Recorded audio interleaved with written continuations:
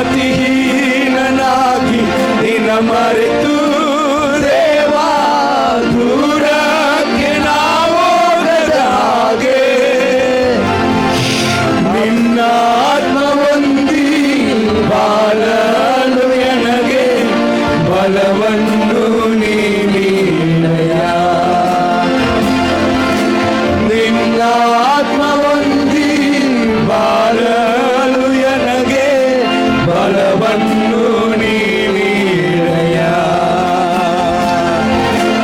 ಆಧಾರ ನೀ ಬೇಕಯ್ಯ, ಆಧಾರ ನೀ ಬೇಕಯ್ಯ, ಆಧಾರ ನೀ ಬೇಕಯ್ಯ, ಆಧಾರ ನೀ ಬೇಕಯ್ಯ. ಎಂಬಾಳ ಬೆಳಗಿ ಬೆಳಕಾಗಿರಲು ಆಧಾರ ನೀ ಬೇಕಯ್ಯ. ವಾಕ್ಯವೇ ದೇವರ ಸ್ವರವೇ ಆಧಾರ ನೀ ಬೇಕಯ್ಯ.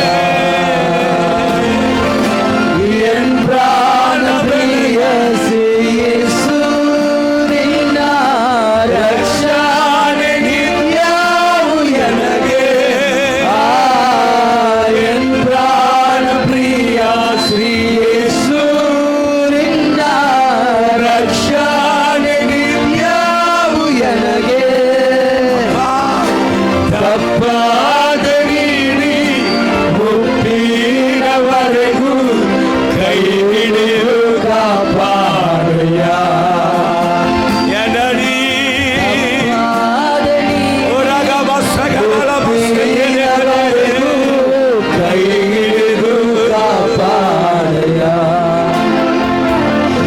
ಯೇಸುವಿನ ನಾಮದಲ್ಲಿ ಪ್ರಾರ್ಥಿಸುತ್ತೇನೆ ಒಳ್ಳೆ ತಂದೆಯೇ, amen. Hallelujah, praise the lord.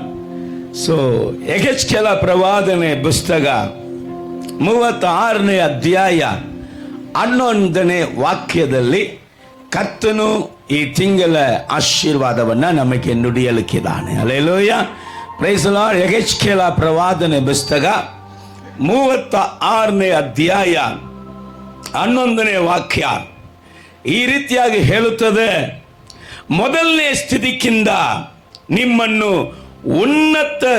ಉತ್ತಮ ಸ್ಥಿತಿಗೆ ತರುವೇನು. ಹಲ್ಲೆಲೂಯಾ, ಕರಗಳ ತಟ್ಟಿ. ಮೊದಲನೇ ಸ್ಥಿತಿಗಿಂತ ನಿಮ್ಮನ್ನ ಉತ್ತಮ ಸ್ಥಿತಿಗೆ ತರುವೇನು. Hallelujah, praise the Lord. So ಈ ಮೊದಲನೇ ಸ್ಥಿತಿಗಿಂತ ಉತ್ತಮ ಸ್ಥಿತಿ ಅನ್ನುವಂಥ ಒಂದು ವ್ಯತ್ಯಾಸ ನಾವು ನೋಡುವುದಾದರೆ, ಉತ್ತಮ ಸ್ಥಿತಿ ಅನ್ನುವಂಥದ್ದು ಯಾವುದಂತಾರೆ ನಿರಂತರ. ಉತ್ತಮ ಸ್ಥಿತಿ ನಿರಂತರ, ಅದು ಶಾಶ್ವತ ಎಂಬುದಾಗಿ ನಮಗೆ ಇದಕ್ಕಿಂತ ಇದು ಬೆಸ್ಟ್ ಅಂತ ನಾವು ಅಂದ್ಕೊಳ್ತಾ ಇದೀವಿ, ಅಷ್ಟೇ ಅಲ್ಲ. ಈಗ ಒಂದು ವೇಳೆ ನೀವು ತೃಪ್ತರಾಗಿ ಇದ್ದೀರಂತ ತಿಳ್ಕೊಳ್ಳಿ, ಚೆನ್ನಾಗಿದ್ದೀನಿ, ದೇವರು ನನಗೆ ಏನು ಕೊರತೆ ಇಲ್ಲದೆ ಇಟ್ಟಿದ್ದಾನೆ, ನಾನು ತೃಪ್ತನಾಗಿ ಇದ್ದೀನಿ ಅಂತ ನೀವು ಹೇಳುವಾಗಲೂ ಸಹ ಕರ್ತನೆ ಹೇಳ್ತಾ ಇದ್ದಾನೆ, ಇದು ಉತ್ತಮ ಸ್ಥಿತಿ ಅಲ್ಲ.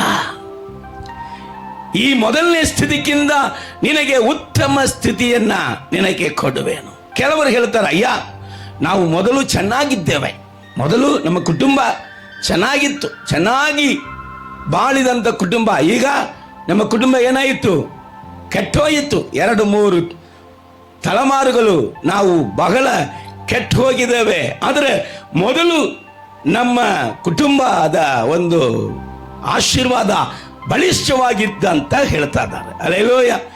ಕೆಲವರು ಅಯ್ಯ ನಮ್ಮ ಕುಟುಂಬದಲ್ಲಿ ಎಷ್ಟೋ ತಲೆಮಾರು ನಾನು ಕಂಡಂತ ವಿಷಯದಲ್ಲಿ ನಾವು ಆಶೀರ್ವಾದವಾಗಿ ಇದ್ದಂತ ದಿನಗಳೇ ಇಲ್ಲ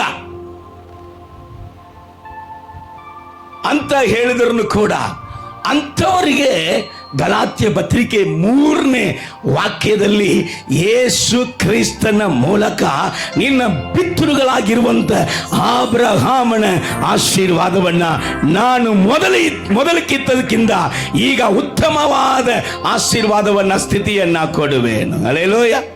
ಒಂದು ವೇಳೆ ನೀವು ಹೆಮ್ಮೆ ಪಟ್ಟುಕೊಳ್ಳುವಂತ ಎಂಥ ಆಶೀರ್ವಾದಕ್ಕಿಂತಲೂ ಕರ್ತನು ಈಗ ಕೊಡಲಿಕ್ಕಿರುವಂತ ಆಶೀರ್ವಾದ ಉತ್ತಮವಾದ ಸ್ಥಿತಿಯನ್ನ ದೇವರು ಕೊಡಲಿಕ್ಕಿದ್ದಾನೆ. ಹಲ್ಲೆಲೂಯಾ. ಅದನ್ನೇ ನಾವು ಧ್ಯಾನ ಮಾಡಲಿಕ್ಕಿದ್ದೇವೆ. ಅದಕ್ಕೆ ಮುಂಚೆ ಈ ವಾಕ್ಯಗಳು ಯಾರ್ಯಾರಕ್ಕೆ ಕರ್ತನು ಇದನ್ನ ತನ್ನ ಪ್ರವಾದಿಯ ಮೂಲಕ ಇದನ್ನ ನೀನು ಹೇಳು ಅಂತ ಹೇಳಿದಾಗ ಯಾರ್ಯಾರಕ್ಕೆಲ್ಲ ಇದೆಲ್ಲ ಕರ್ತನು ಹೇಳಿದನು ಎಂಬುದಾಗಿ ಸ್ವಲ್ಪ ನಾವು ಗಮನಿಸಲಿಕ್ಕಿದ್ದೇವೆ. ನೀವು ಯೆಹೆಜ್ಕೇಲ ಪ್ರವಾದನೆ ಪುಸ್ತಕ 36ನೇ ಅಧ್ಯಾಯವನ್ನ ತೆರೆದಿಟ್ಟುಕೊಳ್ಳಿ.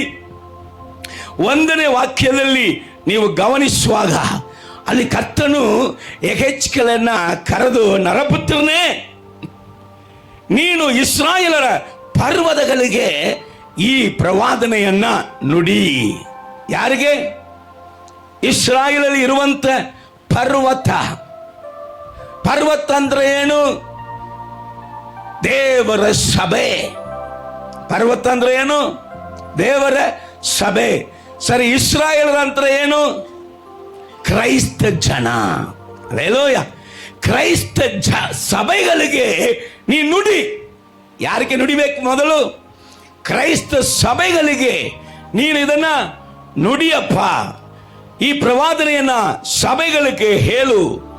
ಏನ್ ನಾನು ಮಾಡಲಿಕ್ಕಿದ್ದೀನಿ? ಅಲ್ಲಿ ಹಿರಿಯರು ಇರಬಹುದು, ಅಲ್ಲಿ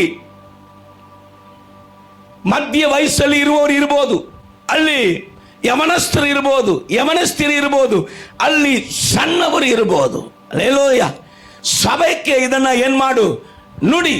ಎಲ್ಲಾ ತರದವರೆಗೂ ಇದನ್ನ ಹೇಳು ಎಂಬುದಾಗಿ ಕರ್ತನಲ್ಲಿ ಪ್ರಾರಂಭಿಸಿ 4ನೇ ವಾಕ್ಯವನ್ನ ನೀ ಬರುವಾಗ, ಇಸ್ರಾಯೇಲಿನ ಪರ್ವತಗಳೇ, ಕರ್ತನಾದ ಯೆಹೋವನ ವಾಕ್ಯವನ್ನ ಕೇಳಿರಿ.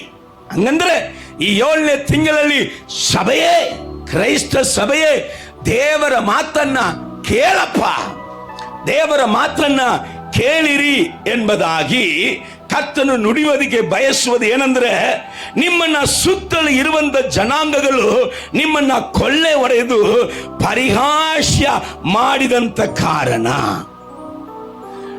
ಸಭೆಯೇ, ಕ್ರೈಸ್ತ ಸಭೆಯೇ, ನಿನ್ನ ಸುತ್ತಲೂ ಇರುವಂತ ಜನಾಂಗಗಳು ಸಭೆಗಳನ್ನ ಕೊಳ್ಳೆ ಹೊಡೆದು ನ್ಯಾಯವಾಗಿ ಸಭೆಗೆ, ನ್ಯಾಯವಾಗಿ ಕ್ರೈಸ್ತರಿಗೆ ಬರಬೇಕಾಗಿರುವಂತ ಕಾರ್ಯಗಳನ್ನ ಕೊಡುವುದಕ್ಕೆ ಅಡ್ಡಿಪಡಿಸಿ, ಪ್ರಾರ್ಥನೆ ಮಾಡುವಂತ ಸ್ಥಳಕ್ಕೆ ಪರ್ಮಿಷನ್ ಕೊಡುವುದಕ್ಕೆ ಅಡ್ಡಿಪಡಿಸಿ, ದೇವರ ಆಲಯವು ಬೆಳೆಯಬಾರದು ಎಂಬುದಾಗಿ ದೇವರ ಆಲಯವನ್ನ ಕೊಳ್ಳೆ ಹೊಡೆದು, ದೇವರ ಆರಾಧನೆಗಳು ನಡೆಯಬಾರದು ಎಂಬುದಾಗಿ ದೇವರ ಆಲಯವನ್ನ ಕೊಳ್ಳೆ ಹೊಡೆದು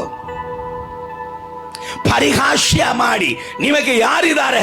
ನೀವು ಮೈನಾರಿಟಿ ಇದ್ದಾನೆ, ನಾವು ಉದಾನೆ ಅಧಿಕಾರದಲ್ಲಿ ಇದ್ದೇವೆ, ನಿಮಗೆ ಯಾರು ಕೇಳ್ತಾರೆ? ನಿಮ್ಮನ್ನ ಕೆಣಕಿದರೆ ಯಾರು ಕೇಳ್ತಾರೆ ಎಂಬುದಾಗಿ ನನ್ನ ಜನಾಂಗಗಳನ್ನ, ನನ್ನ ಸಭೆಯನ್ನ ಪರಿಹಾಸ್ಯ ಮಾಡಿದವರಿಗೆ ಈಗ ಯೆಹೋವನು ಹೇಳುತ್ತಾ ಇದ್ದಾನೆ, ನಾನು ರೋಷದಿಂದ ಉರಿಯುತ್ತಾ ನಿಮ್ಮ ವೈರಿಗಳನ್ನ ಶಪಿಸುತ್ತೇನೆ.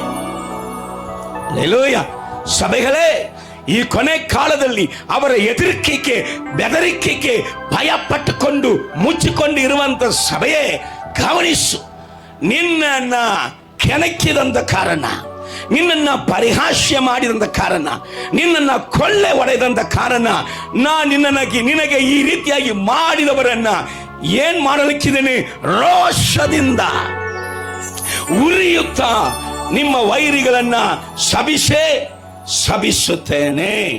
ಯೆಹೆಜ್ಕೇಲ ಪ್ರವಾದನೆ ಪುಸ್ತಕ 36ನೇ ಅಧ್ಯಾಯ 6ನೇ ವಾಕ್ಯದಲ್ಲಿ ಕರ್ತನು ಹೇಳ್ತಾ ಇದ್ದಾನೆ, ನೀವು ಅನ್ಯ ಜನಾಂಗಗಳಿಂದ ಅವಮಾನವನ್ನು ಅನುಭವಿಸಿದಿರಲ್ಲ, ಆದ ಕಾರಣ ಕರ್ತನಾದ ಯೆಹೋವನು ಹೀಗೆನ್ನುತ್ತಾನೆ. ಏನ್ ಮಾಡಿದ್ರಿ? ಅನ್ಯರಿಂದ ನಿಮಗೆ ಏನ್ ಬಂದಿತ್ತು? ಅವಮಾನಗಳ. ಓ ಮಗನೇ, ಮಗಳೇ, ನೀ ಅವಮಾನವನ್ನ ಅನುಭವಿಸಿದರೆ ನೀನು ಕರ್ತನಲ್ಲಿ ಸರಿಯಾದ ಸಭೆ. ದೇವರ ಸೇವೆಯ ನಿಮಿತ್ತವಾಗಿ ನಿನಗೆ ಅವಮಾನ ಆಗುವಾಗ ನಿನ್ನನ್ನು ಹೀಯಾಡಿಸುವಂತ ಸಭೆ ಸರಿಯಾದ ಸಭೆಯಲ್ಲ. ಅದು ಕಳ್ಳರ ಗವಿ. ನೀನು ದೇವರ ನಿಮಿತ್ತವಾಗಿ ಉಪದ್ರವಕ್ಕೆ ಅವಮಾನಕ್ಕೆ ನೀನು ಗುರಿಯಾಗಿದಾಗ ನೀನೇ ಸರಿಯಾದ ಸಭೆ. ಹಲ್ಲೆಲೂಯಾ. ನಿನ್ನ ಅವಮಾನ ಪಡಿಸಿದರಲ್ಲ, ಆದ ಕಾರಣ ಕರ್ತನಾದ ಯೆಹೋವನು ಈಗ ಅನ್ನುತ್ತಾನೆ, ನಿಮ್ಮನ್ನ ಸುತ್ತಲೂ ಇರುವ ಆ ಅನ್ಯ ಜನಾಂಗಗಳೇ ಅವರ ಅವಮಾನಗಳನ್ನು ಅನುಭವಿಸುವುದು ಖಂಡಿತ. ನಿಮಗೆ ಯಾರ್ಯಾರು ಅವಮಾನಗಳನ್ನ ಮಾಡಿದ್ರು ಅವರೇ ಅವಮಾನವನ್ನ ಅನುಭವಿಸುವುದು ಖಂಡಿತ. ಹೋದ ವಾರನೇ ಕೇಳಿದ್ದೇವೆ, ನಿನಗೆ ಅವಮಾನ ಇಲ್ಲ, ನಿನಗೆ ಆಶಭಂಗ ಇಲ್ಲ, ನಿನ್ನ ಮೇಲೆ ಕಿಡಿಗಿಡಿ ಆದವನಿಗೆ ಅವಮಾನ, ನಿನ್ನನ್ನು ಕೆಣಕಿದವನಿಗೆ ನಾಶನ. ನಿನಗೆ ಅವಮಾನಕ್ಕೆ ಬದಲಾಗಿ ಎರಡರಷ್ಟು ಮಾನವನ ಕರಗಳ ತಟ್ಟು. ನಿನಗೆ ಅವಮಾನಕ್ಕೆ ಬದಲಾಗಿ ಹೋದ ವಾರ ಸಂದೇಶ ದೇವರು ನನಗೆ ಹೇಳುವಾಗ, ನಾನು ಮಾತಾಡುವಾಗ ಈ ವಾರ ಸಂದೇಶ ನನಗೆ ಗೊತ್ತಿಲ್ಲ. ಈ 1ನೇ ತಾರೀಕೆ ದೇವರು ಈ 7ನೇ ತಿಂಗಳ ವಾಗ್ದಾನದ ಸಂದೇಶ ಹೋದ ವಾರ ನನಗೆ ಗೊತ್ತಿಲ್ಲ, ಆದರೆ ಎಲ್ಲವೂ ಕರ್ತನು ಜಾಯಿನ್ ಮಾಡುತ್ತಾನೆ. Hallelujah, praise the lord. ನಾನು ಮೊದಲು ನಾವು ಹೇಗಿದ್ದೇವೆ, ಜನವರಿಯಲ್ಲಿ ದೇವರು ಹೊಸ ವರ್ಷದ ವಾಗ್ದಾನವನ್ನ ಕೊಡ್ತಾರೆ. ಈ ಜನವರಿ ತಿಂಗಳು ಮುಗಿದು ಫೆಬ್ರವರಿ ತಿಂಗಳು ಕೇಳಿದ್ರೆ ಒಬ್ಬರಿಗೂ ನೆನಪಿರೋದಿಲ್ಲ. ನಾನೇ ಹಂಗಿದ್ದೇನೆ ಬಿಡು. ಜನವರಿ ತಿಂಗಳು ಹೇಳಿ ವಾಗ್ದಾನ ಫೆಬ್ರವರಿಯಲ್ಲಿ ಕೇಳಿದ್ರೆ ನೆನಪಿರುವುದಿಲ್ಲ. ಆದರೆ ಈ ವರ್ಷ ಹೇಳಿದಂತ ವಾಗ್ದಾನವನ್ನ ಮರೆಯಕ್ಕೆ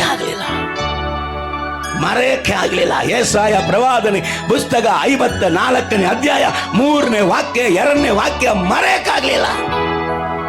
ಕರ್ತನು ಅದನ್ನ ಹೋದ ವಾರದಲ್ಲಿ ನೆನಪಿಸಿದನು. ಈ ವಾರದಲ್ಲಿ, ಈ ತಿಂಗಳಲ್ಲಿ ಕೂಡ ಅದನ್ನೇ ಕರ್ತನು ಜಾಯಿನ್ ಮಾಡ್ತಾನೆ. ನಿನಗೆ ಅವಮಾನ ಪಡಿಸಿದ್ರಲ್ಲ, ಅಮಲೇಕನು ಇಸ್ರಾಯೇಲ್ ಜನರನ್ನ ಅವರು ಹೋಗದಂಗೆ ಅಡ್ಡಿಪಡಿಸಿದ. ದೇವರು ಅವತ್ತು ಒಂದು ಮಾತು ಹೇಳಿದರು, ಈ ಅಮಲೇಕ್ಯರು ಈ ಭೂಮಿಯಲ್ಲಿ ಇವರ ಅಡ್ರೆಸ್ ಇಲ್ಲದೆ ಮಾಡಿಬಿಡ್ತೀನಿ. ಯಾಕೆ? ಯಾವಾಗಲೋ ಅಡ್ಡಿಪಡಿಸಿದ್ರು. ಈಗ ಯಾರು ಬಂದಿದ್ದಾರೆ? ಪ್ರವಾದಿಗಳ ಕಾಲ ಮುಗಿದು, ನ್ಯಾಯಸ್ಥಾಪಕರ ಕಾಲ ಮುಗಿದು, ಅಲ್ಲಿ ಅರಸರ ಕಾಲ ಬಂದಿದೆ. ಮೊದಲ ಅರಸನು ಸೌಲು, ಅವನಿಗೆ ಹೇಳ್ತಾ ಇದ್ದಾರೆ, ನನ್ನ ಜನಾಂಗಗಳು ಇಲ್ಲಿ ಬರುವುದಿಗೆ ಅಡ್ಡಿಪಡಿಸಿದಂತ ಅಮಲೇಕನ ಮೇಲೆ ಯುದ್ಧ ಮಾಡ. ಅವರು ಒಂದು ದಿನದಲ್ಲಿ ನನ್ನ ಜನಾಂಗಗಳನ್ನು ಅವಮಾನ ಪಡಿಸಿದವರು. ಹಲ್ಲೆಲೂಯಾ. ನಿನಗೆ ಅವಮಾನ ಪಡಿಸಿದಾನಲ್ಲ, ಅದಕ್ಕೆ ಪ್ರತಿಯಾಗಿ ಅವನು ಅವಮಾನ ಆಗುವುದು ಖಂಡಿತ ಎಂದು ನನ್ನ ಕೈ ಎತ್ತಿ ಪ್ರಮಾಣ ಮಾಡುತ್ತೇನೆ. ಭಯಂಕರ. ಯಾರು ಕೈ ಎತ್ತಿ ಪ್ರಮಾಣ ಮಾಡ್ತಾರಂದ್ರೆ, ಸರ್ವವನ್ನು ಸೃಷ್ಟಿ ಮಾಡಿದಂತ ಸರ್ವಶಕ್ತನಾದ ದೇವರು. ಉಸಿರು ಬಿಟ್ರೆ ಜಗತ್ತೇ ನಾಶವಾಗಿಬಿಡುತ್ತದೆ. ಆ ಸರ್ವಶಕ್ತನಾದ ದೇವರು ಹೇಳುತ್ತಾನೆ, ನಾನು ಕೈ ಎತ್ತಿ ಪ್ರಮಾಣ ಮಾಡುತ್ತೇನೆ, ನಿನಗೆ ಅವಮಾನ ಪಡಿಸಿದವನಿಗೆ ನಾನು ಅವಮಾನವನ್ನ ಕೊಡುವೆ. ರೈಟ್. ಕೆಳಗಡೆ ಕರ್ತನು ಇದನ್ನ ಮಾತನಾಡಿ ಇನ್ನು 8ನೇ ವಾಕ್ಯದಲ್ಲಿ ಹೇಳ್ತಾ ಇದ್ದಾನೆ, ಕ್ರೈಸ್ತ ಸಭೆಯೇ, ಇಸ್ರಾಯೇಲಿನ ಪರ್ವತಗಳೇ, ನಿಮ್ಮ ಗಿಡಗಳು ರಂಬೆಗಳನ್ನು ಹರಡಿಕೊಂಡು ನನ್ನ ಜನರಾದ ಇಸ್ರಾಯೇಲರಿಗೆ ಫಲ ಕೊಡುವವು.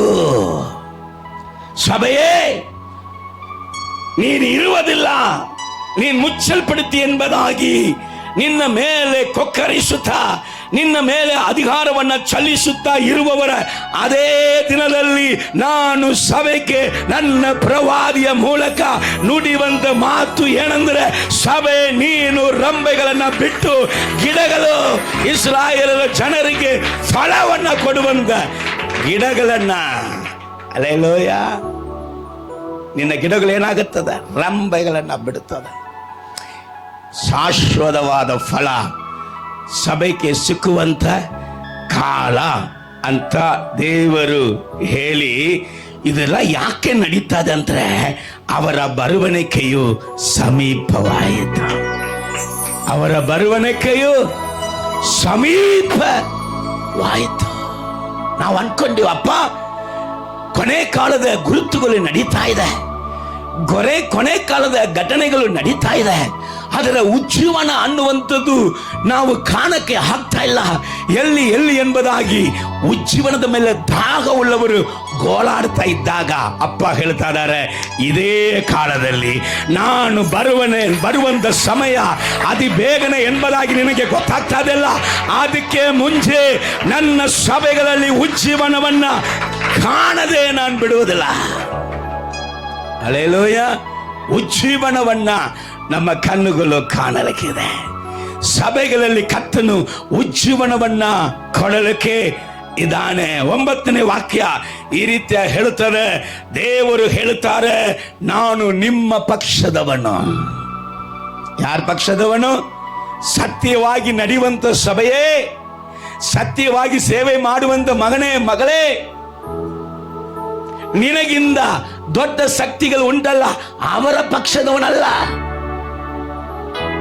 ನಿಮ್ಮನ್ನ ಕೆಣಕುವಂತ ಕ್ರೈಸ್ತರು ಉಂಟಲ್ಲ, ಅವರ ಪಕ್ಷದವನಲ್ಲ. ಸತ್ಯವಾಗಿ ದೇವರ ವಾಕ್ಯಕ್ಕಾಗಿ ನಿಂತುಕೊಳ್ಳುವಂತ ಮಗನೇ ಮಗಳೇ ಸಭೆಯೇ, ನಾನು ನಿನ್ನ ಪಕ್ಷದವನು ಎಂಬುದಾಗಿ ಹೇಳಿ ಕರ್ತನು ಅಲ್ಲಿ ನುಡಿಯುವುದನ್ನ ಗಮನಿಸಿರಿ. ನಿಮ್ಮ ಕಡೆಗೆ ತಿರುಗಿಕೊಳ್ಳುವೇನು. ಗಮನಿಸ್ರಿ, ವಾಗ್ದಾನ. ನೀ ಮೊದಲನೇ ಸ್ಥಿತಿಕ್ಕಿಂತ ಉತ್ತಮ ಸ್ಥಿತಿ. ನಿನ್ನ ದೇವರು ನಿನ್ನ ಪಕ್ಷದಲ್ಲಿ ನಿಂತುಕೊಂಡು ನಿನ್ನ ಕಡೆಗೆ ತಿರುಗಿಸುವಂಥದ್ದು ದೇವರ ವಾಗ್ದಾನವಾಗಿದೆ. ಕರಗಳ ತಟ್ಟು. ನಿನ್ನ ಪಕ್ಷದಲ್ಲಿ. ಹಲ್ಲೆಲೂಯಾ. ನೀನು ನಿರ್ಣಯ ಮಾಡುವಂಥದನ್ನ ಸುಳ್ಳು ಎಂಬುದಾಗಿ ಹೇಳಿದಂತ ಜನಾಂಗಗಳ ಮುಂದೆ ಅವರ ಮಾತುಗಳು ಸುಳ್ಳು ಎಂಬುದಾಗಿ ಹೇಳಿ ನಿನ್ನ ಪಕ್ಷದಲ್ಲಿ ಇದ್ದುಕೊಂಡು ಕಾರ್ಯಗಳನ್ನು ನಡೆಸುವುದಿಗೆ ನಾನು ನಿನ್ನ ಪಕ್ಷದಲ್ಲಿ ನಿಂತುಕೊಂಡು ನಿನ್ನ ಕಡೆಗೆ ತಿರುಗಿಕೊಳ್ಳುವೇನು. ನೀವು ಉತ್ತು ಬಿತ್ತಲ್ಪಡುವಿರಿ. ಹಂಗಂದ್ರೆ ಏನರ್ಥ? ಉಳುಮೆ ಮಾಡಿ ಬಿತ್ತಲ್ಪಡುವಿರಿ. ಈ ಕಾಲ ಏನ್ ಕಾಲ ಗೊತ್ತಾ? ನೀನು ಬಿತ್ತಲ್ಪಡುವುದಕ್ಕೆ ಮುಂಚೆಯೇ ಇದರ ಒಳಗಡೆ, ಸಭೆಯ ಒಳಗಡೆ ಜನಾಂಗಗಳು ಬರುವುದಕ್ಕೆ ಮುಂಚೆಯೇ ಕರ್ತನು ಸಭೆಯನ್ನ, ನೆಲವನ್ನ ಹೆಂಗ್ ಮಾಡಲಿಕ್ಕಿದ್ದಾನೆ? ಉಳುಮೆ ಮಾಡಲಿಕ್ಕಿದ್ದಾನೆ. ಅದಕ್ಕೆ ಗೊಬ್ಬರ ಎಲ್ಲ ಹಾಕಿ ರೆಡಿಯಾಗಿ ಇನ್ನು ಮೇಲೆ ಬರುವಂತ ಬೀಜಗಳು 100ಕ್ಕೆ 100ರಷ್ಟು ಅದು ಬೆಳೆ ಕೊಡದೆ ಹೋಗೋದಿಲ್ಲ. ಹಲ್ಲೆಲೂಯಾ. ಉಳುಮೆ ಮಾಡಿ ರೆಡಿ ಮಾಡಿ ಸಿದ್ಧವಾಗಿ ನೀವು ಬಿತ್ತಲ್ಪಡುತ್ತೀರಿ ಅಂತ ಕರ್ತನು ಹೇಳಿದ. ಈಗ ನಮ್ಮ ಈ ವರ್ಷದ ವಾಗ್ದಾನವನ್ನ ದೇವರು ನೆನಪಿಸುವುದಿಗೆ ಬಯಸುತ್ತಾನೆ. ಯೆಹೆಜ್ಕೇಲ ಅದೇ 36ನೇ ಅಧ್ಯಾಯ 10ನೇ ವಾಕ್ಯ ಈ ರೀತಿಯಾಗಿ ಹೇಳ್ತದೆ, ನಿಮ್ಮಲ್ಲಿ ಇಸ್ರಾಯೇಲರ ವಂಶ ಎಲ್ಲವೂ ವಾಸಿಸುವಂತೆ ಮಾಡುವೆನು. ಪಟ್ಟಣಗಳು ಜನಭರಿತವಾಗುವವು, ಹಾಳು ನಿವೇಶನಗಳಲ್ಲಿ ಕಟ್ಟಡಗಳು ಹೇಳುವವು. ಕರಗಳ ತಟ್ಟು. ನಿಮ್ಮಲ್ಲಿ ಎಲ್ಲ ಕ್ರೈಸ್ತದ ವಂಶದವರು ಏನ್ ಮಾಡುವರಂತೆ? ವಾಸಿಸುವರು. ಯಾರಪ್ಪ ಈ ಕ್ರೈಸ್ತ ವಂಶ? ಜಗತ್ತು ಉತ್ಪತ್ತಿಗೆ ಮುಂಚೆಯೇ ನನ್ನ ಕರ್ತನಾದ ಯೇಸು ಕ್ರಿಸ್ತನ ರಕ್ತದಲ್ಲಿ ನಿಯಮಿಸಲ್ಪಟ್ಟವರು. ಯೇಸುಸ್ವಾಮಿ ಹೇಳಿದ್ರು, ಈ ಇಂಟಲ್ಲಿ ಸೇರದಂತ ಕುರಿಗಳು ಹೊರಗೆ ಉಂಟು, ಅವುಗಳನ್ನು ಸಹ ಇಲ್ಲಿ ನಾನು ಕರಕೊಂಡು ಬರುವೇನು. ಅದು ಹೊರಗೆ ಇದ್ರೂ ಅದು ಅನ್ಯನಲ್ಲ, ಅದು ನನ್ನದು, ಅದು ಇಸ್ರಾಯೇಲಕ್ಕೆ ಸಂಬಂಧಪಟ್ಟದು. ಹಲ್ಲೆಲೂಯಾ. Praise the lord. ದೇವರ ನಾಮಕ್ಕೆ ಮಹಿಮೆ ಉಂಟಾಗಲಿ. ಕರ್ತನು ಹೇಳಿದನು, ಯೆಶಾಯ ಪ್ರವಾದನೆ ಪುಸ್ತಕ 54:3 ನಿನ್ನ ಜನಾಂಗಗಳು ಹೊರಟು ಹೋಗಿ ಹಾಳು ಬಿದ್ದ ಪಟ್ಟಣಗಳನ್ನ ಜನಪರಿತವಾದ ಪಟ್ಟಣಗಳಾಗಿ ಮಾಡುವರಂತ. ಇಲ್ಲಿ ಕರ್ತನು ಯೆಹೆಜ್ಕೇಲ ಪ್ರವಾದಿಯ ಮೂಲಕ ನುಡಿಯುವುದನ್ನ ನಾವು ಗಮನಿಸ್ತಾ ಇದ್ದೇವೆ. ಪಟ್ಟಣಗಳು ಜನಪರಿತವಾಗುವುದು, ಹಾಳು ನಿವೇಶನಗಳಲ್ಲಿ ಕಟ್ಟಡಗಳು ಏಳುವವು. ಎಲ್ಲಿ ಎಲ್ಲಿ ಸಭೆ ಕಟ್ಟುವುದಕ್ಕೆ ಪರ್ಮಿಷನ್ ಕೊಟ್ಟಿಲ್ಲವೋ ಅಲ್ಲಿ ಅಲ್ಲಿ ಸಭೆಗಳು ಕಟ್ಟಲ್ಪಡ್ತಾರೆ ಯೇಸುವಿನ ನಾಮದಲ್ಲಿ. ಹಲ್ಲೆಲೂಯಾ. ಅದಕ್ಕೆ ಹೋದ ವಾರ ಹೇಳಿದೆ, ಸಭೆಗೆ ಪರ್ಮಿಷನ್ ಈ ಮಂದಿರ ಇರುವ ತನಕ, ಈ ಅಧಿಕಾರಿ ಇರುವ ತನಕ ನಿಮಗೆ ಪರ್ಮಿಷನ್ ಸಿಕ್ಕೋದಿಲ್ಲ ಅಂತ ಮೋಗನ್ ನನಗೆ ಹೇಳಿದಾಗ, ಅಧಿಕಾರಿ ಚೇಂಜ್ ಆಗುತ್ತಾನೆ ಹೊರತು ದೇವರ ತಿಟ್ಟವು ಚೇಂಜ್ ಆಗಲ್ಲ. ಅದೇ ತರ ಅಧಿಕಾರಿಗಳು ಸತ್ಯ ಹೋದರು, ಆದರೆ ಕಟ್ಟಡಗಳು ಎದ್ದವು. ಹಲ್ಲೆಲೂಯ. ಇವತ್ತು 1,00,000 ಜನ, ಅವತ್ತು 3,000, ಇವತ್ತು 1,00,000. ಹಲ್ಲೆಲೂಯ. Praise the lord. ಇನ್ನು ಕೋಟಿ ಕೋಟಿ ಲಕ್ಷ ಲಕ್ಷ ಗಟ್ಟಲೆ ಜನಗಳು ದೇವರ ಆಲಯದಲ್ಲಿ ತುಂಬಿಕೊಳ್ಳುವಂತ ಕಟ್ಟಡಗಳು, ಆಲಯಗಳು ಕಟ್ಟಲ್ಪಡುವುದು ಖಂಡಿತ ಅಂತ ಸತ್ಯ ವೇದ ಹೇಳುವುದನ್ನ ಈಗಲ್ಲಪ್ಪ, ಯೆಹೆಜ್ಕೇಲ ಪ್ರವಾದಿಯ ಪುಸ್ತಕದಲ್ಲಿ ಈ ಕೊನೆ ಕಾಲದಲ್ಲಿ ಏನು ನಡೆಯುತ್ತದೆ, ನಡೆಯಲಿಕ್ಕಿದೆ ಎಂಬುದಾಗಿ ಎಲ್ಲವನ್ನು ದೇವರು ಬರೆದಿಟ್ಟಾನೆ.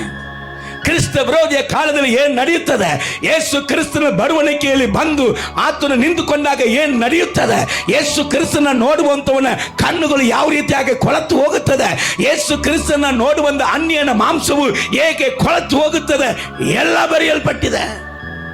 ಕರ್ತನ ವಾಕ್ಯವನ್ನ ಕೇಳಿಯನ್ನು ಕೂಡ ಒಂದು ಕಿವಿಯಲ್ಲಿ ಕೇಳಿ ಇನ್ನೊಂದು ಕಿವಿಯಲ್ಲಿ ಬಿಟ್ಟವನ ಪರಿಸ್ಥಿತಿ ಆಗಿರ್ತದೆ. ಕರ್ತನನ್ನ ನೋಡಿದಾಗ ಅವನು ಹೇಳುತ್ತಾನೆ, ಬೆಟ್ಟಗಳೇ ಗುಡ್ಡಗಳೇ ಯೇಸುವನ್ನ ನೋಡಕ್ಕೆ ಆಗಲಿಲ್ಲ, ನಮ್ಮ ಮೇಲೆ ಬೀಳಿರಿ. ದೇವರನ್ನ ನೋಡುವುದಕ್ಕಿಂತ ನೀವು ನಮ್ಮ ಮೇಲೆ ಬೀಳುವುದು ಉತ್ತಮ. ಹಲ್ಲೆಲೂಯಾ. ಸೊ ಲಾಸ್ಟ್ ಡೇಸ್ ಗಮನ. ಅನೇಕರು ಇವತ್ತು ನೆಪ ಹೇಳುವುದು ಚೆನ್ನಾಗಿರ್ತದೆ. So final days. ಹಲ್ಲೆಲೂಯ.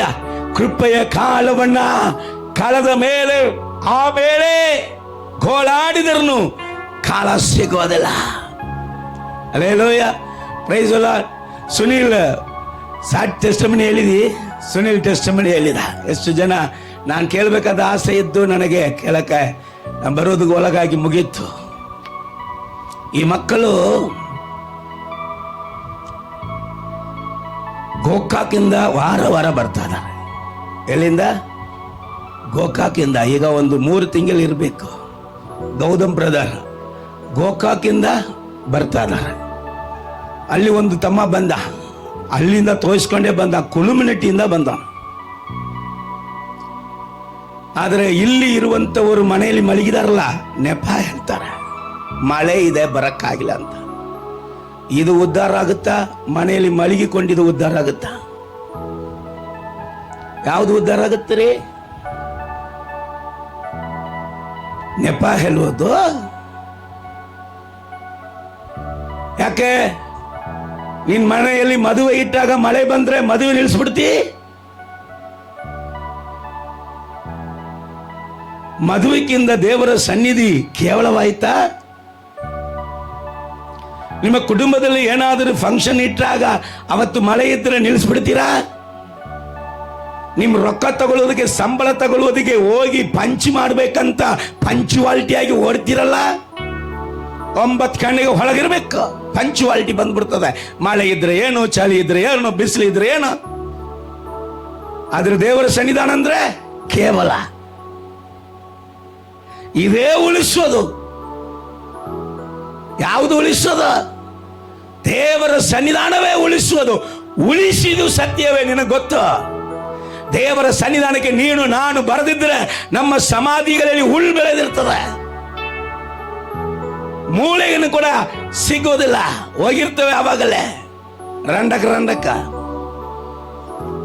ಇವತ್ತು ಕೂತ್ಕೊಂಡಿದ್ದು, ಇವತ್ತು ಚೆನ್ನಾಗಿ ಕುಳಿತುಕೊಂಡಿದ್ದು, ಚೆನ್ನಾಗಿ ಆರೋಗ್ಯದಿಂದ ಇರುವುದು ಯಾರ ಕರುಣೆಯಿಂದ, ಯಾರ ಸಮ್ಮುಖಕ್ಕೆ ಬಂದಂತ ಕಾರಣ. ಹಲ್ಲೆಲೂಯಾ. ಗೊತ್ತಾಗ್ಬೇಕ್ರಿ ದೇವರ ಮಕ್ಕಳ. ಹಲ್ಲೆಲೂಯಾ. ಕರ್ತನು ದೊಡ್ಡ ಆಶೀರ್ವಾದವನ್ನ ನಮ್ಮ ಮೇಲೆ ಇಟ್ಕೊಂಡಿದ್ದಾನೆ. ದೊಡ್ಡ ಆಶೀರ್ವಾದ, ದೊಡ್ಡ ನಿರೀಕ್ಷೆ.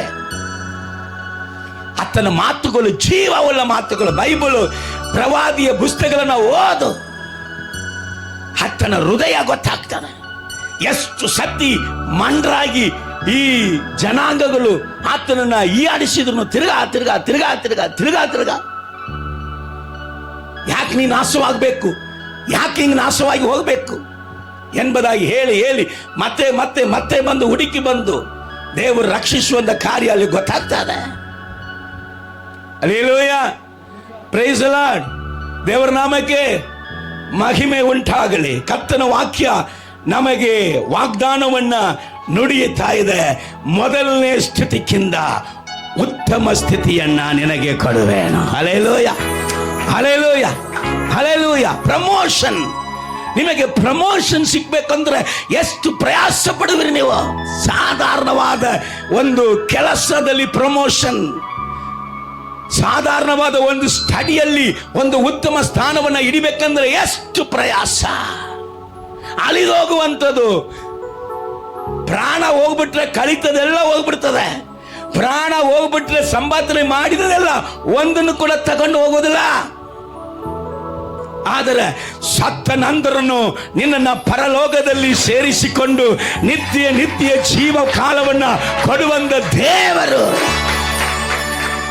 ನೀ ನರಕಕ್ಕೆ ಹೋಗಬಾರದು ಎಂಬುದಾಗಿ, ನಿನ್ನನ್ನ ಪರಲೋಕಕ್ಕೆ ಹೋಗಬೇಕೆಂಬುದಾಗಿ ಒಂದು ಉತ್ತಮವಾದ ಆತನ ನುಡಿ ವಾಕ್ಯ ಹೇಳಿ ಬರ್ತದೆ.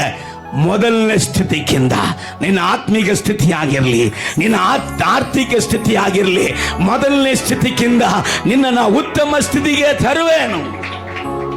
ಹಲ್ಲೆಲೂಯಾ. ಸೊ ಒಂದು ಸಭೆಯ ಮೇಲೆ ದೇವರು ನುಡಿದರು. ಇದು ಒಂದು ವ್ಯಕ್ತಿಗಳ ಮೇಲೆ ಇದರ ಪ್ರಭಾವ ಹೇಗೆ ಬೀಳುತ್ತದೆ ಅಂತ ನಾವು ನೋಡಲಿಕ್ಕಿದ್ದೇವೆ. ಗಮನಿಸು.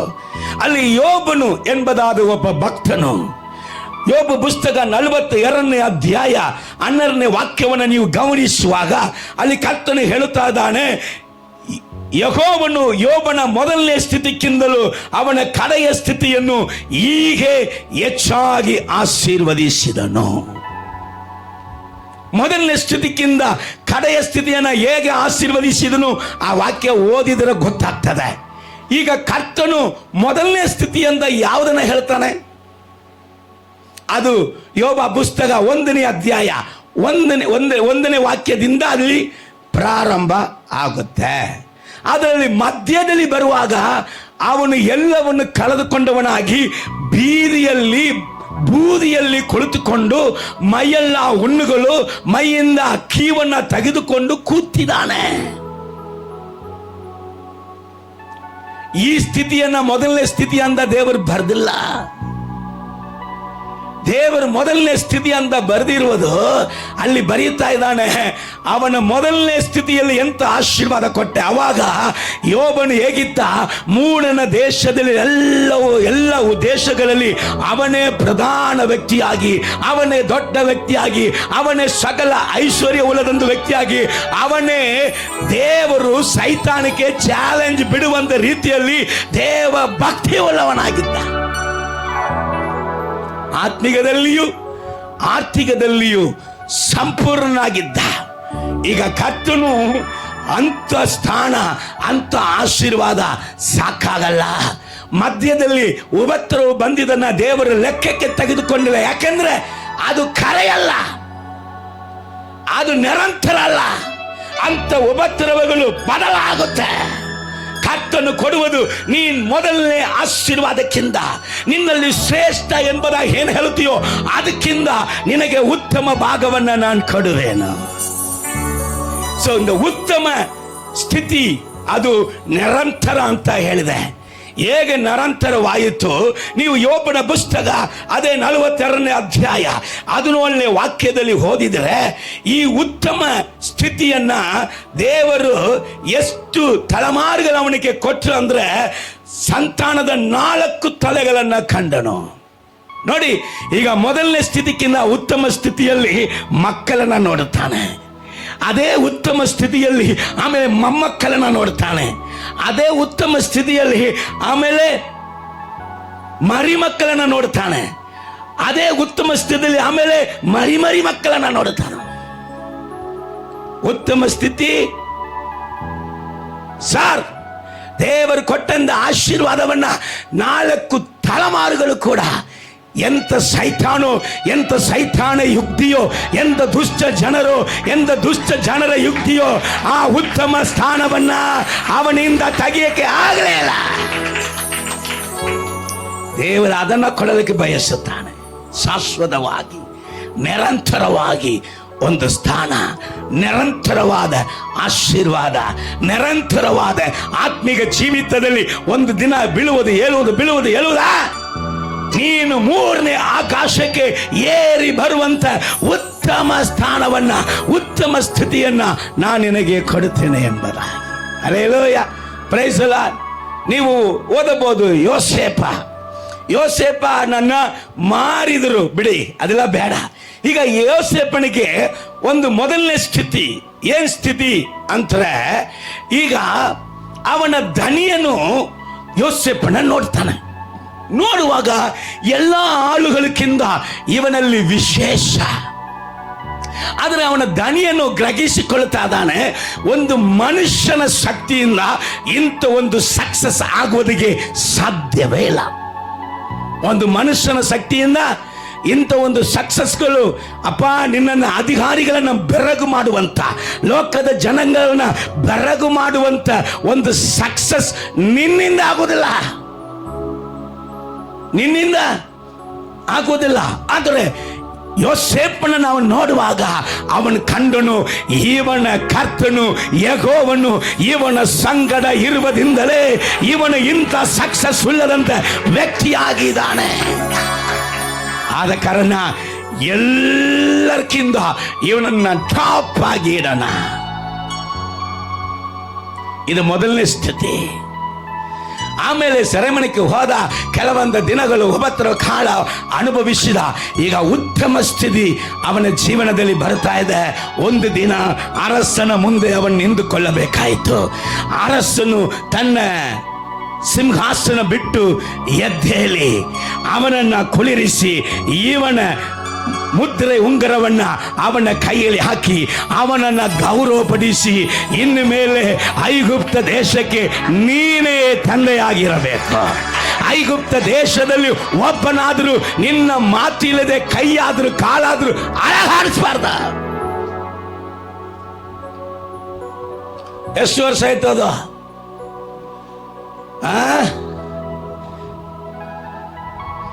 ಇಲ್ಲ, ಉತ್ತಮ ಸ್ಥಿತಿ ಅಂತ ಒಂದು ಸ್ಥಾನ ಎಷ್ಟು ವರ್ಷ?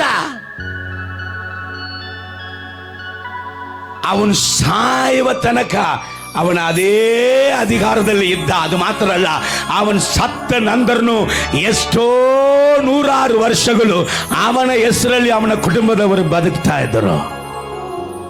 Hallelujah, hallelujah. ಕರ್ತನ ನಾಮಕ್ಕೆ ಮಹಿಮೆ ಉಂಟಾಗಲಿ. ದೇವರು ಕೊಟ್ಟು ಬಂದ ಉತ್ತಮ ಸ್ಥಾನ ಗಮನಿಸಿಕೊಳ್ಳಿ. ನೀನು ದಾನಿಯೇಲ್ ಪುಸ್ತಕ 6ನೇ ಅಧ್ಯಾಯ 1ನೇ ವಾಕ್ಯಕ್ಕೆ ಬರುವಾಗ, ನೆಬೂಕದ್ನೆಚ್ಚರನು ದಾನಿಯೇಲಕ್ಕೆ ಒಂದು ಸ್ಥಾನ ಕೊಟ್ಟು ಹೋಗಿದನು. ಏನು ಸ್ಥಾನ ಅಂದ್ರೆ, ಅಲ್ಲಿ ನಾವು ಗಮನಿಸಬಹುದು, 120 ದೇಶಾಧಿಪತಿಗಳು ಆ ದೇಶದಲ್ಲಿ, ಅವರ ಮೇಲೆ 3 ಮುಖ್ಯ ಅಧಿಕಾರಿಗಳು. ಈ ಮೂವರಲ್ಲಿ ಒಬ್ಬನಾಗಿ ಇರುವುದಕ್ಕಾಗಿ ದಾನಿಯೇಲನ್ನ ಇಟ್ಟು ಹೋಗಿದ್ರು. ಅದರ ತರಿಯು ಅರಸನು ನೋಡ್ತಾ ಇದ್ದಾನೆ, ನೀನು 3ರಲ್ಲಿ ಒಬ್ಬನಾಗಿಲ್ಲ, 120 ದೇಶಾಧಿಪತಿಗಳು ನಿನ್ನ ಕೆಳಗಡೆ, ಈ ಮುಖ್ಯ ಅಧಿಕಾರಿಗಳು ನಿನ್ನ ಕೆಳಗಡೆ, ನೀ ಎಲ್ಲರಿಗಿಂತ ಮೇಲೆ. 3ರಲ್ಲಿ ಒಬ್ಬನಾಗಿ ಇದ್ದಂತ ಕಾಲ ಮೊದಲನೆಯ ಸ್ಥಿತಿ. ಕೊನೆ ತನಕ ದೇವರ ರಾಜ್ಯಕ್ಕೆ ಹೋಗುವ ತನಕ, ಅದು ನೆಬೂಕದ್ನೆಚ್ಚರ್ ಬರಲಿ, ತರಿಯು ಬರಲಿ, ಅವನ ಹೆಸರು ಇನ್ನೊಬ್ಬರು ಬರ್ತಾ ಇದಾರಲ್ಲಿ, ಕೋರೆಸ್ ಅರಸನು ಬರಲಿ, 3 ಅರಸರು ಬದಲಾಯಿದ್ರ ಹೊರತು ಉತ್ತಮ ಸ್ಥಿತಿ ದಾನಿಯೇಲನ ಜೀವಿತದಲ್ಲಿ ಬದಲಾಗಲೇ ಇಲ್ಲ. Hallelujah, hallelujah. ಇದೆಲ್ಲ ಏನಕ್ಕೆ ಹೇಳ್ತಾರೆ? ಅವರಿಗೆ ಮಾಡಿದಂಗೆ ನಿನಗೂ ಮಾಡುತ್ತೆ. ಹಲ್ಲೆಲೂಯ. ಅವರಿಗೆ ಮಾಡಿದಂತೆಯೇ ನಿನಗೆ ಮಾಡುತ್ತಾನೆ. Hallelujah, praise the lord. ಕರ್ತನ ಮಾತು, ನಿನ್ನ ಮೊದಲನೇ ಸ್ಥಿತಿ, ನೀನು ಎದ್ದದನ್ನ ನೀನು ಆಶ್ಚರ್ಯ ಅಂತ ತಿಳ್ಕೊಂಡಿದೆಯೋ, ಎದರಲ್ಲಿ ನೀನು ಬಾಗಲ ಬೆರಗಾದಿಯೋ ಅದಕ್ಕಿಂತ ಎಷ್ಟೋ ಪಟ್ಟು ಶ್ರೇಷ್ಠವಾದ ಉತ್ತಮ ಸ್ಥಿತಿಯನ್ನ ದೇವರು ನಿನಗೆ ನನಗೆ ಕೊಡಲಿಕ್ಕಿದ್ದಾರೆ. ನಾನು ದಾವೀದನ ಒಬ್ಬನನ್ನು ಕೂಡ ಹೇಳಿ ಮುಗಿಸ್ಬಿಡ್ತೇನೆ. ದಾವೀದನನ್ನ ಕರ್ತನು ಅರಸನಾಗಿರುವುದಕ್ಕೆ ಅವನನ್ನು ಅಭಿಷೇಕ ಮಾಡಿದರು. ಆದರೆ ದಾವೀದನನ್ನ ಒಂದೇ ರಾಜ್ಯದವರು ಹೆಬ್ರೋನ್ನಲ್ಲಿ ಮಾತ್ರ ದಾವೀದನು ಅರಸನಾಗಿದ್ದ. ಹೆಬ್ರೋನಲ್ಲಿ ಮಾತ್ರ ದಾವೀದು ಅರಸನಾಗಿ ಇದ್ದಿದ್ದು ಮೊದಲನೇ ಸ್ಥಿತಿ. ಎಲ್ಲೋ ಒಂದು ಕಡೆ ಮಾತ್ರ ಸೇವೆ ಮಾಡ್ತಾ ಇದೆಯಲ್ಲ, ಇದು ಮೊದಲನೇ ಸ್ಥಿತಿ. ಯಾವುದೋ ಒಂದು ಕೃಪೆ ಮಾತ್ರ ನನ್ನ ಜೀವಿತದಲ್ಲಿ ಇದೆ ಎಂಬುದಾಗಿ ಇತರ ಕೃಪೆಗಳು ಇಲ್ಲ ಅಂತ ಹೇಳ್ತಾ ಇದೆಯಲ್ಲ, ಇದು ಮೊದಲನೇ ಸ್ಥಿತಿ. ಅವನು ಹೆಬ್ರೋನಿಗೆ ಮಾತ್ರ ಅರಸನಾಗಿದ್ದ. ಈಗ ಉತ್ತಮ ಸ್ಥಿತಿ ಅವನನ್ನ ಏನ್ ಮಾಡ್ತದೆ, ಇಸ್ರಾಯೇಲರು ಎಲ್ಲರೂ ಅವನ ಹತ್ರ ಹೋಗಿ, ಯಪ್ಪ, ದೇವರು ಅಭಿಷೇಕಿಸಿದಂತ ವ್ಯಕ್ತಿ ನೀನೇ, ನಮ್ಮನ್ನ ಆಳತಕ್ಕವನು ನೀನೇ, ನೀನು ಹೆಬ್ರೋನ್ ಮಾತ್ರ ಅಲ್ಲ, ಮುಳು ಇಸ್ರಾಯೇಲನ್ನು 12 ರಾಜ್ಯಕ್ಕೆ ನೀನೇ ಅರಸನಾಗಿರಬೇಕು. ಇದು ಉತ್ತಮ ಸ್ಥಿತಿ. ದಾವೀದನು ಸಾಯುವಾಗ 12 ರಾಜ್ಯಕ್ಕೆ ಅರಸನಾಗಿ ಇದ್ದನೋ, ಇಲ್ಲದಿದ್ರೆ ಅದರಲ್ಲಿ ಕಡಿಮೆ ಆಗಿತ್ತು. ಉತ್ತಮ ಸ್ಥಿತಿ ಬದಲಾಗಲ್ಲ. ಕರ್ತನ ವಾಕ್ಯ ನಿನ್ನನ್ನು ನೋಡಿ ಬರುವಾಗ ಯಾವನೋ ಈ ಲೋಕದಲ್ಲಿ ಇರುವಂತ ಮಾತುಗಳೆಲ್ಲ ತಗೊಂಡು ಕಟ್ಟಲೆ ಒಳಗಡೆ ಇಟ್ಕೊಳ್ತಿ. ಅದರಲ್ಲಿ ಏನು ಬೇಕಲ್ಲ. ಈ ಲೋಕದವನ ಆಲೋಚನೆ, ಈ ಲೋಕದವನ ಅನುಭವ ನಿನ್ನ ಜೀವಿತದಲ್ಲಿ ನಿನ್ನ ಉದ್ಧಾರ ಮಾಡೋದಿಲ್ಲ. ಅದು ನಿನ್ನನ್ನು ಕೆಡಿಸುವುದು ಖಂಡಿತ. ಅದರಿಂದ ನೀನು ಒಣತ ತಿನ್ನುವುದು ಖಂಡಿತ. ಅದರ ಸತ್ಯ ವೇದ ಬಂದಾಗ ಒಳಗಡೆ ಏನ್ ಮಾಡಬೇಕು, ಇಲ್ಲಿ ತಗೊಂಡು ಇಲ್ಲಿ ಇಟ್ಕೋಬೇಕು, ಇಲ್ಲಿ ಹೋಗ್ಬಾರ್ದು. Hallelujah, praise the Lord. ಕರ್ತನಾಮಕ್ಕೆ ಮಹಿಮೆ ಉಂಟಾಗಲಿ. ಕರ್ತನು ಹೇಳಿದಂತ ವಾಕ್ಯವನ್ನ ತಿರುಗಾ ನಾವು ಓದಿಕೊಳ್ಳೋಣ. ಅದೇ ವಾಗ್ದಾನದ ವಾಕ್ಯ ಯೆಹೆಜ್ಕೇಲ ಪ್ರವಾದನೆ ಪುಸ್ತಕ 36ನೇ ಅಧ್ಯಾಯ 11ನೇ ವಾಕ್ಯ ಓದಮ್ಮ. ನಿಮ್ಮಲ್ಲಿ ಬಹು ಜನರನ್ನು ಗಮನಿಸು. ಇಸ್ರಾಯೇಲೇ, ಪರ್ವತವೇ, ದೇವ ಸಭೆಯೇ, ನಿನ್ನಲ್ಲಿ ಬಹು ಜನರನ್ನು, ಪಶುಗಳನ್ನು, ಅದೇನ್ ಪಶುಗಳು, ಕುರಿ ದನ ಎಲ್ಲ ದೇವರು ಕೊಟ್ಟು ನಮ್ಮನ್ನ ಕುರಿ ವೇಷಕ್ಕೆ ಬಿಡ್ತಾರೋ. ದೇವರು ಪಶುಗಳಂತ ಈ ವರ್ಷದಲ್ಲಿ ಹೇಳ್ಬಿಟ್ರು. ಆದ ಕಾರಣ ಹೋಗಿ ಎಮ್ಮೆ, ದನ, ಹಸು ಎಲ್ಲ ತಗೊಂಬಂದು ಏನ್ ಮಾಡ್ಬಿಡೋಣ,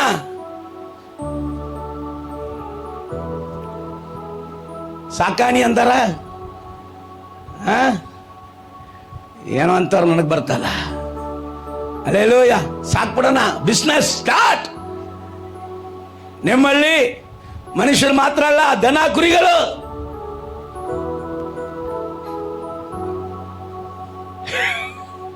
ಹಲ್ಲೆಲೂಯ.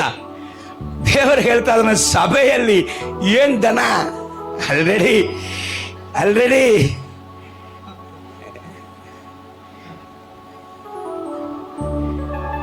ನನ್ನ ಬೈಬೇಡ, ಆಲ್ರೆಡಿ ಅನೇಕ ದನಗಳು ಇದಾವಲ್ಲೇ, ಇನ್ನೇನ್ ದನ. Hallelujah, praise God. ದೇವರ ನಾಮಕ್ಕೆ ಮಹಿಮೆ ಉಂಟಾಗಲಿ. ಅಲ್ಲಿ ಕರ್ತನು ಹೇಳ್ತಾ ಇದ್ದಾನೆ, ನಿಮ್ಮಲ್ಲಿ ಸಭೆಯೇ, ನಿನ್ನಲ್ಲಿ ಬಹು ಜನರನ್ನು, ಪಶುಗಳನ್ನು ವೃದ್ಧಿಗೊಳಿಸುವೇನು. ಅವು ಹೆಚ್ಚು ಅಭಿವೃದ್ಧಿಯಾಗುವವು. ಹಲ್ಲೆಲೂಯ. ಪ್ರಿಯಂಗ, 3 ಕುರಿ, 3 ಮರಿ ಹಾಕೋ ಒಂದು ಕುರಿಯನ್ನ ಹಿಡಿದು ಬಿಡುವುದು ಇವತ್ತು. ಅದು ಹೆಚ್ಚಿ ಒಂದು ಸಾಕಾಗೋದಿಲ್ಲ. 3-5 ಹಾಕೋದನ್ನ ಪಾಸ್ಟರ್ಸ್ ಹಿಡ್ಕೊಂಡ್ಬಿಡೋದು, ಹಿಂಡು ದೊಡ್ಡದಾಗುತ್ತಲ್ಲ. Hallelujah, praise the Lord. ಅವು ಹೆಚ್ಚು ಅಭಿವೃದ್ಧಿ ಆಗೋದಕ್ಕೆ ಅವನಿಶ್ರೀ ಸಾಹೇಬ್ರ ನಿನ್ನ ಆತ್ಮೀಗ ಜೀವಿತ ಅಲ್ಲಿ ಆತ್ಮ ಭಾರದಲ್ಲಿ ಪ್ರಾರ್ಥನೆ ಮಾಡ್ತಾ ಇದ್ದಿ, ಆತ್ಮಗಳು ಹೆಚ್ಚಾಗಿ ಬಂದು ಅಭಿವೃದ್ಧಿ ಆಗುತ್ತೆ. ಹಾಗೆಯೇ ಸಭೆಯಲ್ಲಿ ಆರ್ಥಿಕ ಐಶ್ವರ್ಯವನ್ನು ಕೂಡ ದೇವರು ಹೆಚ್ಚಾಗಿ ಅಭಿವೃದ್ಧಿ ಮಾಡಲಿಕ್ಕಿದ್ದಾನೆ. ಹಲ್ಲೆಲೂಯ. ಕೆಲವರಿಗೆ ಸಭೆಯಲ್ಲಿ ಖರ್ಚಾಗಿದಾಗಲೇ ಹೊಟ್ಟೆಗಿಚ್ಚು ಬರ್ತದೆ. ತನ್ನ ಮನೆಯಲ್ಲಿ ತಿನ್ನುವುದಕ್ಕೆ ಖರ್ಚು ಮಾಡ್ತಾರೆ, ಉಣಿಸುವುದಕ್ಕೆ ಖರ್ಚು ಮಾಡ್ತಾರೆ, ಉಣ್ಣುವುದಕ್ಕೆ ಖರ್ಚು ಮಾಡ್ತಾರೆ, ಉಡಿಸುವುದಕ್ಕೆ ಖರ್ಚು ಮಾಡ್ತಾರೆ, ಅದೆಲ್ಲ ಲೆಕ್ಕ ಮಾಡಲ್ಲ. ತಿರುಗಾಡುವುದಕ್ಕೆ ಖರ್ಚು ಮಾಡ್ತಾರೆ, ಲೆಕ್ಕ ಮಾಡಲ್ಲ. ಒಂದು ಮೊಬೈಲ್ ಮಗು ನೀರಲ್ಲಿ ಹಾಕ್ಸ್ಬಿಟ್ಟಿದ್ರೆ ಇನ್ನೊಂದು ಮೊಬೈಲ್ ತಗೊಂಡ್ಬಿಡ್ತಾರೆ, ಅದೆಲ್ಲ ಖರ್ಚು, ಅದೆಲ್ಲ ಚಿಂತೆ ಮಾಡಲ್ಲ. ಆದರೆ ಸಭೆಗೆ ಇಷ್ಟು ಖರ್ಚು ಬೇಕಾ? ಇವರು ದೇವರ ವಿಷಯದಲ್ಲಿ ಹೊಟ್ಟೆಗಿಚ್ಚು ಪಡುವವರು. ಯಾರ ವಿಷಯದಲ್ಲಿ ಇವರು ಹೊಟ್ಟೆಗಿಚ್ಚು ಪಡುವುದಿಲ್ಲ? ಅಲೋ, ಎಲ್ಲರೂ ಗಪ್ ಕುಂದ್ರಲ್ಲ, ನೀವೆಲ್ಲ ಒಳ್ಳೆಯವರು, ನಮ್ಮ ಹತ್ರ ಕೆಟ್ಟವನ?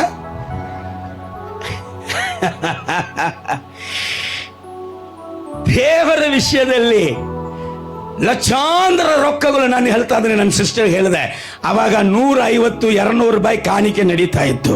ಅವಾಗ ಹೇಳಿದ, ಸಿಸ್ಟರ್, ಇದೇ ಕೈಯು ಲಕ್ಷಾಂತರ ರೊಕ್ಕಗಳನ್ನ ಎನ್ನಿಸುವಂತ ಕಾಲ ಇದೇ ಹೌಸ್ ಆಫ್ ಪ್ರೇಯರಲ್ಲಿ ಬರುತ್ತದೆ. ಸಿಸ್ಟರ್ ಬಂದು ಹೇಳಿದ್ರು, ನೀವು ಅವತ್ತು ಹೇಳಿದ್ರೆ ಇವತ್ತು ನಡೀತಾ ಇದೆ. ಇವತ್ತು ಹೇಳ್ತೇನೆ, ಇದೇ ಹೌಸ್ ಆಫ್ ಪ್ರೇಯರಲ್ಲಿ ಕೋಟಿ ಕಟ್ಟಲೆ ರೂಪಾಯಿಗಳನ್ನ ಎನ್ನಿಸುವಂತ ಕಾಲ ಕೈಯಿಂದ ಎನ್ನಿಸಕ್ಕಾಗಲ್ಲ, ಮಿಷಿನಿಂದ ಎನ್ನಿಸ್ಬೇಕು. Hallelujah, hallelujah. ನಂಬಿದ್ರೆ ನಂಬು, ಬಿಟ್ರೆ ಬಿಡ, ದೇವರು ಮಾಡುವುದು ಖಂಡಿತ. Hallelujah, praise lord. ದೇವರೇ ಹೇಳ್ತಾ ಇದ್ರೆ ಓದನ್ನ ಯೆಹೆಜ್ಕೇಲ ಪ್ರವಾದನೆ ಪುಸ್ತಕ 12ನೇ ಅಧ್ಯಾಯ 28ನೇ ವಾಕ್ಯವನ್ನ ಓದ್ರಿ.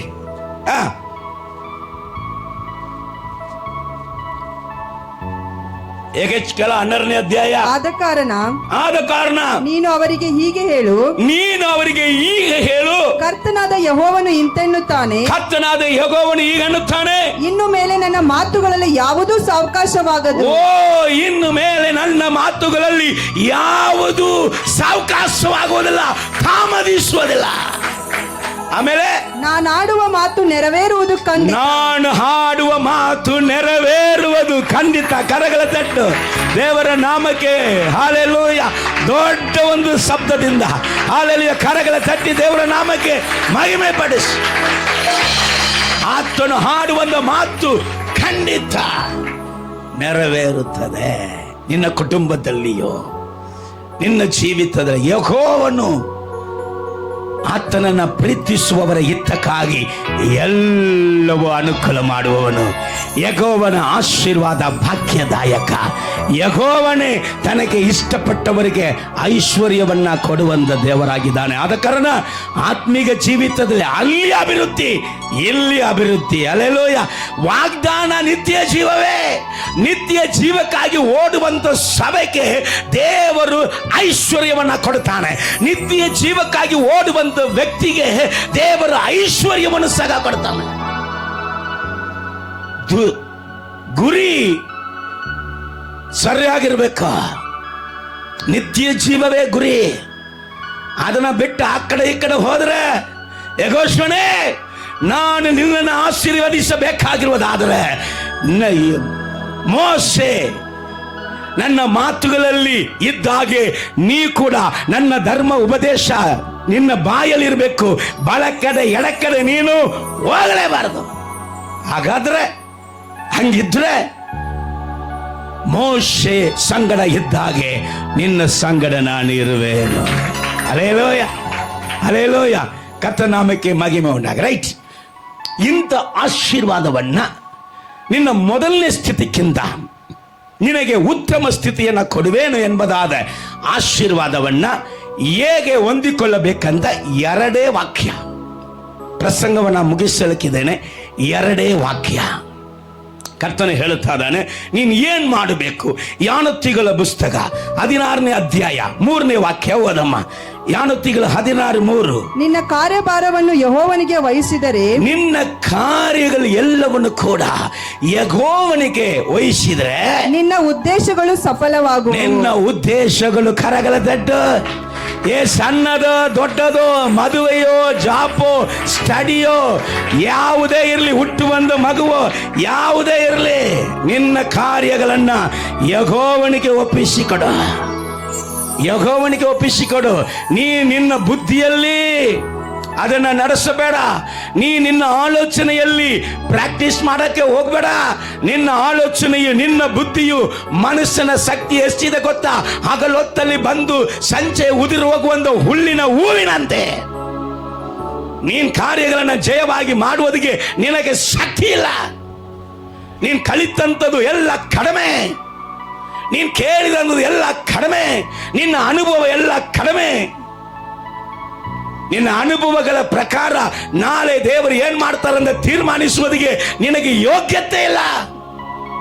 ದೇವರು ನನ್ನ ನೋಡಿ ಹೇಳ್ತಾರೆ, ನಿನ್ನ ನೋಡಿ ಹೇಳ್ತಾರೆ. ಪ್ರತಿ ಕಾರ್ಯಗಳಕ್ಕೂ, ಪ್ರತಿ ವಿಷಯಗಳಕ್ಕೂ, ಅದು ಸಣ್ಣ ಪುಟ್ಟ ಕಾರ್ಯಗಳಾಗಿರಲಿ, ಅದು ದೊಡ್ಡ ಕಾರ್ಯಗಳಾಗಿರಲಿ, ಯೆಹೋವನ ಮೇಲೆ ಆ ಕಾರ್ಯಗಳನ್ನು ವಹಿಸ್ಬಿಡು. ಅಪ್ಪ ಇದನ್ನ ಮಾಡ್ಬೋದಾ? ಇದು ನಿನಗೆ ಇಷ್ಟವಾ? ಫಸ್ಟ್ ನೀನು ಯಾರಿಗೆ ಹೇಳಬೇಕು? ಅಲ್ಲಿ ಫೋನ್ ಮಾಡಿ, ನನ್ನ ದೋಸ್ತ್ ಇದನ್ನ ನಾನು ಮಾಡಲ್ಲ, ನನ್ನ ಗೆಳತಿ ಇದನ್ನ ನಾನು ಮಾಡಲ್ಲ, ನನ್ನ ಮಾವ ಇದನ್ನ ನಾನು ಮಾಡಲ್ಲ, ನನ್ನ ಚಿಕ್ಕಪ್ಪ, ನನ್ನ ದೊಡ್ಡಪ್ಪ, ನನ್ನ ಕಾಕಿ ಇದನ್ನ ನಾನು ಮಾಡಲ್ಲ. ಕೆಲವರು ಕಾಗೆ ಹತ್ರ ಹೋಗಿ ಕೇಳ್ತಾವ, ಆಡಪ್ಪ ಅಪ್ಪಿಯಲ್ಲ, ಅದಕ್ಕೇನು ಗೊತ್ತು ಪಾಪ. ನಿನ್ನ ಕಾರ್ಯಭಾರಗಳೆಲ್ಲವನ್ನು ಯೆಹೋವನಲ್ಲಿ ವಹಿಸ್ಬಿಟ್ರೆ, ಯೆಹೋವನಿಗೆ ಕೊಟ್ಬಿಟ್ರೆ, ಅವಾಗ ಏನ್ ಹೇಳ್ತದೆ? ನಿನ್ನ ಉದ್ದೇಶಗಳು ಸಫಲವಾಗುವುದು. ಹಲ್ಲೆಲೂಯಾ. ನಿನ್ನ ಉದ್ದೇಶಗಳು ಸ್ಥಿರವಾಗುವುದು. ಒಂದು ವಿಷಯ. ಎರಡನೇ ವಿಷಯ ನಿಮ್ಮಲ್ಲಿ ಸರಿ ಇಲ್ಲ, ಅದಕ್ಕೋಸ್ಕರ ನಾನೇ ಟ್ರಾನ್ಸ್ಲೇಟ್ ಮಾಡ್ತೇನೆ. ಎರಡನೇ ವಿಷಯ, ಯೆಹೆಜ್ಕೇಲ ಪ್ರವಾದನೆ ಪುಸ್ತಕ 36ನೇ ಅಧ್ಯಾಯ 37ನೇ ವಾಕ್ಯದಲ್ಲಿ ಕರ್ತನು ಹೇಳ್ತಾ ಇದ್ದಾನೆ, ಕರ್ತನಾದ ಯೆಹೋವನು ಹೇಳುವುದು ಏನಂದ್ರೆ, ಇದನ್ನ ನಾನು ಇವರಿಗೆ ಅನುಕೂಲ ಮಾಡುವುದಿಗೆ, ಇದನ್ನ ಮೊದಲನೇ ಸ್ಥಿತಿಗಿಂತ ಉನ್ನತ ಸ್ಥಿತಿಯನ್ನ ಅನುಕೂಲ ಮಾಡುವುದಿಗೆ ಇಸ್ರಾಯೇಲರು ಅಂದ್ರೆ ದೇವ ಜನರು, ಸಭೆಕರು ನನ್ನಲ್ಲಿ ಪ್ರಾರ್ಥಿಸಬೇಕು, ನನ್ನಲ್ಲಿ ಪ್ರಾರ್ಥಿಸಬೇಕು. ಅವಾಗ ಇವರನ್ನ ಮಂದೆಯಂತೆ ಹೆಚ್ಚಿಸುವೇನು. ಕರಗಳ ತಟ್ಟೆ. ಹಲ್ಲೆಲೂಯಾ. ನಿನ್ನ ಸೇವೆ ಬೆಳಿಬೇಕಂದ್ರೆ ಪ್ರಾರ್ಥನೆ ಮಾಡ್ಬೇಕನ್ನ. ನಿನ್ನ ಕುಟುಂಬ ಬೆಳಿಬೇಕಂದ್ರೆ ಪ್ರಾರ್ಥನೆ ಮಾಡ್ಬೇಕಾಕ. ನಿನ್ನ ಮಕ್ಕಳಿಗೆ ಒಳ್ಳೆ ಕಾರ್ಯಗಳು ನಡಿಬೇಕಂದ್ರೆ ಪ್ರಾರ್ಥನೆ ಮಾಡಬೇಕು. ದೇವರ ವಾಗ್ದಾನ ಅಂತೂ ಮೇಲಿದೆ. ದೇವರ ವಾಗ್ದಾನ ಉತ್ತಮ ಸ್ಥಿತಿಯನ್ನ ಕೊಟ್ಟೇ ಕೊಡುವನು. ಸುಳ್ಳು ಹೇಳುವುದಕ್ಕೆ ನಿಮ್ಮಂತೆ ನನ್ನಂತೆ ಅವನು ಮನುಷ್ಯನಲ್ಲ, ಎರಡು ನಾಲಿಗೆ ಉಳ್ಳವನಲ್ಲ. ಆತನು ಹೇಳಿದದು ನೆರವೇರುವುದು ಖಂಡಿತ. ಹೊಂದಿಕೊಳ್ಳುವುದಕ್ಕೆ ಎರಡು ಕಾರ್ಯಗಳು, ಎಲ್ಲ ಕಾರ್ಯವನ್ನ ಆತನಿಗೆ ವಹಿಸ್ಬಿಡ್ಬೇಕು.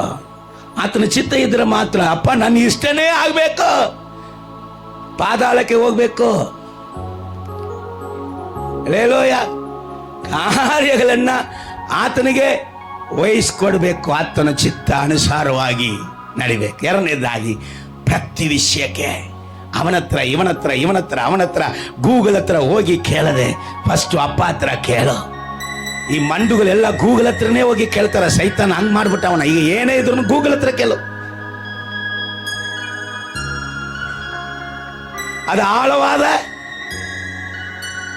ನಾನು ಹೇಳಿದ್ರೆ ಆಸೆವಾಗ್ತದೆ. ಎಲ್ಲಿ ಹೋಗ ಆತಳ ಬಿಡ್ಲೇ ಮರ. ಹಲ್ಲೆಲೂಯಾ. ಬೇಡ, ನಮ್ಮ ಮಕ್ಕಳು ಗೊತ್ತಿರ್ತದೆ. Praise God. Hallelujah, hallelujah. ಅಲ್ಲಿ ಹೋಗಿ ಬಿಟ್ಬಿಡ್ತದೆ. ಹಲ್ಲೆಲೂಯಾ. ಗೂಗಲ್ ಅಂತ. ಹಲ್ಲೆಲೂಯಾ. ಎಲ್ಲಿಂದ ಗೂಗಲ್ ಬಂತು? ದೇವರ ನಾಮಕ್ಕೆ ಮಹಿಮೆ ಉಂಟ. ಫಸ್ಟ್ ದೇವರಿಗೆ ತಿಳಿಯಪಡಿಸಿ. ಕರ್ತನಾನೇ ನಿಮ್ಮನ್ನು ಆಶೀರ್ವದಿಸಲಿ. ಕಣ್ಗಳು ಮುಚ್ಚಿದವರಾಗಿ, ಅತಿಶ್ರೇಷ್ಠವಾದ ನಾಮ ಅದು ಯೇಸುವಿನ ನಾಮ, ಅತಿಶ್ರೇಷ್ಠವಾದ ನಾಮ, ಅದು ಯೇಸುವಿನ ನಾಮ. Amen hallelujah, amen, amen hallelujah, amen, amen hallelujah, amen, amen hallelujah, amen. ಉನ್ನತದಿ ಮಹಿಮೆಯಲ್ಲ ಯೇಸುವಿಗೆ, ಆಮೆನ್. ಉನ್ನತದಿ ಮಹಿಮೆಯಲ್ಲ ಯೇಸುವಿಗೆ, ಆಮೆನ್. ಅತಿಶ್ರೇಷ್ಠವಾದ ನಾಮ, ಅದು ಯೇಸುವಿನ ನಾಮ, ಅತಿಶ್ರೇಷ್ಠವಾದ ನಾಮ, ಅದು ಯೇಸುವಿನ ನಾಮ. ಕಷ್ಟಗಳು ಕಣ್ಣೀರು ನೀಗಿಸುವ ನಾಮ. ಪ್ರಾರ್ಥನೆ ಮಾಡು, ಪ್ರಾರ್ಥನೆ ಮಾಡು. ದೇವರ ವಾಕ್ಯಕ್ಕೆ ಒಪ್ಪಿಸಿಕೊಂಡವನಾಗಿ, ಒಪ್ಪಿಸಿಕೊಂಡವನಾಗಿ ಯೇಸುವ ನಾಮ, ಮನ ಕೂಡ ಶ್ರೇಷ್ಠವಾದ ನಾಮ, ಅದು ಯೇಸುವಿನ ನಾಮ, ಅತಿಶ್ರೇಷ್ಠವಾದ ನಾಮ, ಅದು ಯೇಸುವಿನ